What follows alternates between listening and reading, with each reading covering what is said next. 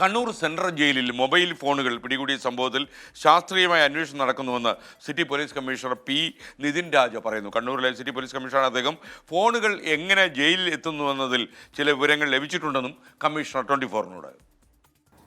ഈ വിഷയവുമായി ബന്ധപ്പെട്ടിട്ട് നമ്മൾ കഴിഞ്ഞ മാസത്തിൽ 2 കേസുകളാണ് കണ്ണൂർ ടൗൺ സ്റ്റേഷനിൽ രജിസ്റ്റർ ചെയ്തിട്ടുള്ളത്. അത് പ്രധാനമായിട്ടും ജയിൽ കോമ്പൗണ്ടിൻ്റെ അകത്ത് നിന്ന് മൊബൈൽ ഫോൺ കണ്ടെടുത്തതുമായി ബന്ധപ്പെട്ടിട്ട് എടുത്ത കേസുകളാണ്. അപ്പോൾ ഇതുമായി ബന്ധപ്പെട്ടിട്ട് ആ പരിസര പ്രദേശങ്ങളും ആ പരിസരത്ത് വന്നു പോകുന്ന ആൾക്കാരും അതല്ലെങ്കിൽ അത് ആരെയാണ് ലക്ഷ്യം വയ്ക്കുന്നത് എന്നുള്ളതിനെ പറ്റിയിട്ടൊക്കെ പോലീസ് ഇപ്പോൾ അന്വേഷണം ആരംഭിച്ചിട്ടുണ്ട്. കണ്ണൂർ ടൗൺ സ്റ്റേഷനിലാണ് ഈ കേസ് അന്വേഷിക്കുന്നത്. 2 കേസുകളുടെ സ്വഭാവം എന്ന് പറയുന്നത് ഒരുപക്ഷെ പുറമേ നിന്ന് എറിഞ്ഞു കൊടുക്കുന്നതോ മറ്റു രീതിയിലേക്കുള്ള സാഹചര്യമായിരിക്കാം.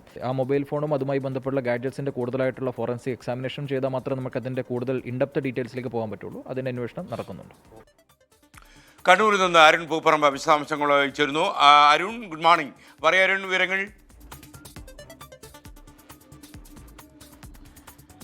SKN good morning. നമുക്കറിയുന്നത് പോലെ തന്നെ കണ്ണൂർ സെൻട്രൽ ജയിലിൽ സമീപകാലത്തായി മൊബൈൽ ഫോണുകൾ പിടികൂടുന്ന സംഭവങ്ങൾ പതിവാവുകയാണ്.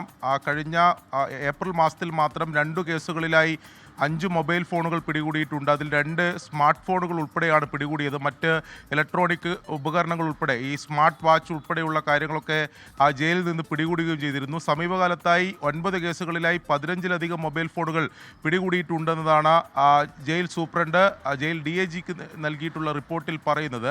അപ്പോൾ എങ്ങനെയാണ് ജയിലിലേക്ക് ഈ മൊബൈൽ ഫോണുകൾ എത്തുന്നത്, ഏത് വഴിയാണ് ഈ മൊബൈൽ ഫോണുകൾ ജയിലിലേക്ക് സുലഭമായി എത്തുന്നത് എന്ന് കണ്ടെത്താനാണ് പോലീസിൻ്റെ അന്വേഷണം നടക്കുന്നത്. ഈ ജയിലിലെ പരിശോധനയും ഈ മൊബൈൽ ഫോൺ കണ്ടെത്തുന്നതും ജയിൽ അധികൃതരാണെങ്കിൽ പോലും ഇതിൻ്റെ തുടരന്വേഷണം, കേസ് രജിസ്റ്റർ ചെയ്ത് തുടരന്വേഷണം നടത്തേണ്ടത് പോലീസാണ്.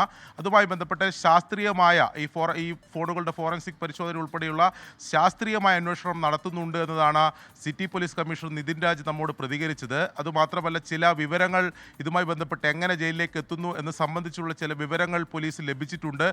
നിലവിൽ അന്വേഷണം തുടരുന്നതിനാൽ അതിൻ്റെ കൂടുതൽ വിവരങ്ങൾ ഇപ്പോൾ വെളിപ്പെടുത്താൻ സാധിക്കില്ല എന്നതാണ് കമ്മീഷണർ എന്തായാലും പറഞ്ഞിട്ടുള്ളത്. വളരെ ഗൗരവത്തോടു കൂടി തന്നെയാണ് ഈ പോലീസ് ഈ അന്വേഷണം നടത്തുന്നത്. നേരത്തെ ഈ ജയിൽ സൂപ്രണ്ടിൻ്റെ റിപ്പോർട്ടിൽ പറഞ്ഞത് ഈ കോടതിയിൽ പോയി പ്രതികൾ തിരിച്ചു വരുമ്പോൾ ഈ മൊബൈൽ ഫോണുകൾ ഉൾപ്പെടെ കടത്തുന്നുണ്ട്. അതിൻ്റെ പരിശോധന കൂടുതൽ ഈ നിരീക്ഷണവും ഈ കോടതി പരിസരത്ത് ഉൾപ്പെടെ വേണം എന്നുൾപ്പെടെയുള്ള കാര്യങ്ങൾ റിപ്പോർട്ടിൽ പറഞ്ഞിരുന്നു.